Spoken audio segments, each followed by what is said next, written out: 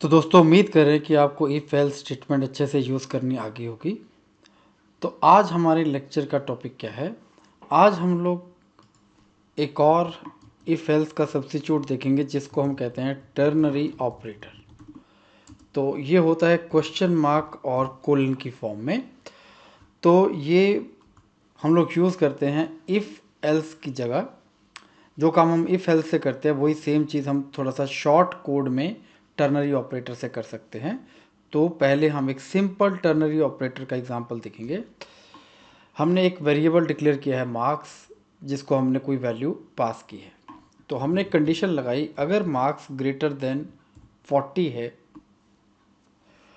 तो हमें उसको असाइन करना है पास या फेल।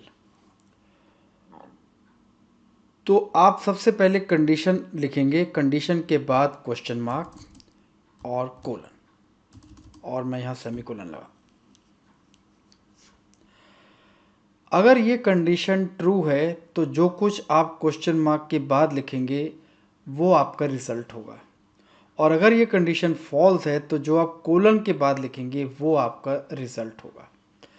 तो उस रिजल्ट को हम लोग स्टोर करेंगे किसी वेरिएबल में जो हम लोग डिफाइन करेंगे लेफ्ट साइड पे।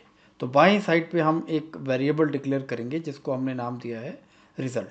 आप इस वेरिएबल को कोई भी नाम दे सकते हैं, मैंने इसको जान के नाम रिजल्ट दिया है ताकि हमें पता है कि इसी में हम लोग रिजल्ट स्टोर करने वाले हैं। अगर मार्क्स ग्रेटर है तो हम इसको पास करेंगे करेक्टर P, और अगर ये नहीं है तो हम इसको पास करेंगे करेक्टर F। तो इसके बाद हम लोग इसको प्रिंट करा के रिजल्ट को चेक करेंगे।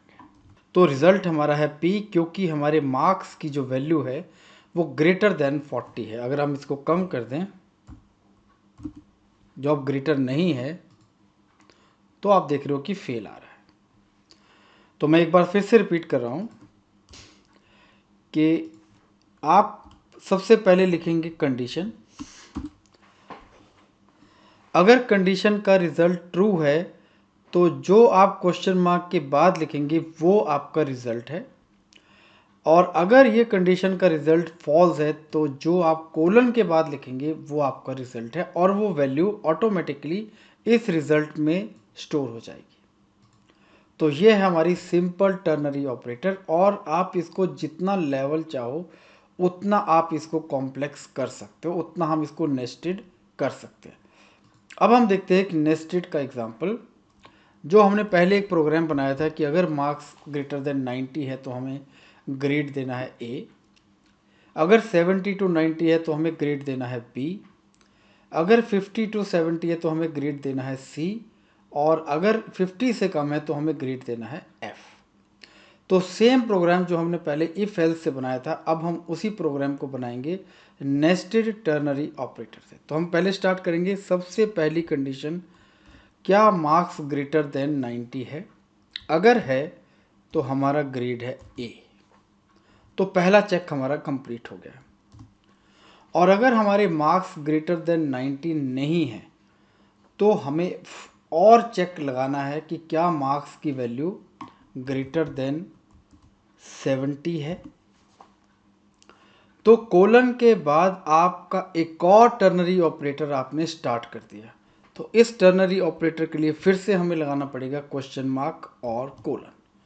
तो क्वेश्चन मार्क के बाद हमें लिखना है कि बी ग्रेड। अगर मार्क्स ग्रेटर देन 70 है तो हमारा बी ग्रेड है, और अगर ये नहीं है तो फिर से हमें एक नया कंडीशन चेक करनी है, वो है मार्क्स ग्रेटर देन 50। तो एक और टर्नरी ऑपरेटर हमारा स्टार्ट हो गया।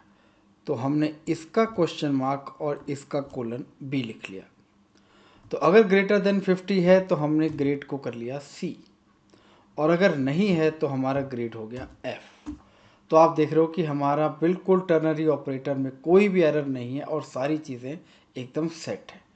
तो आप देख सकते हो कि ये जो पूरा कोड है ये हमारा मेन कंडीशन का एल्स पार्ट है, एक तरह से कि इफ़ तो ये, एल्स तो ये सारा कंप्लीट, और इसके अंदर हमारे नेस्टेड और टर्नरी ऑपरेटर हमने लगाए हैं।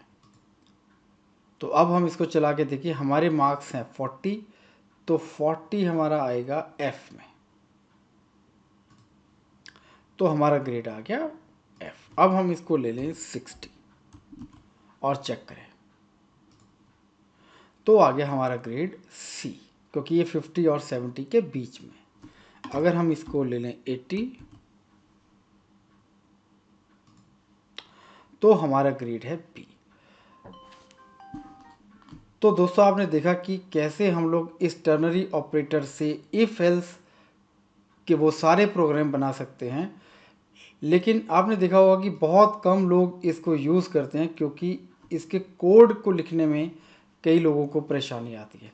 तो अगर आप एक दो बार इसकी प्रैक्टिस करेंगे तो आप देखेंगे कि इसका कोड लिखना इफ एल्स से आसान है। तो उम्मीद करते हैं आपको टर्नरी ऑपरेटर क्लियर हुआ होगा। कमेंट्स में हमें लिख के भेजें आपको ट्यूटोरियल कैसा लग रहा है और क्या इस ट्यूटोरियल से आप और एक्सपेक्ट कर रहे हैं, हमें ज़रूर आप कमेंट्स में लिखिए।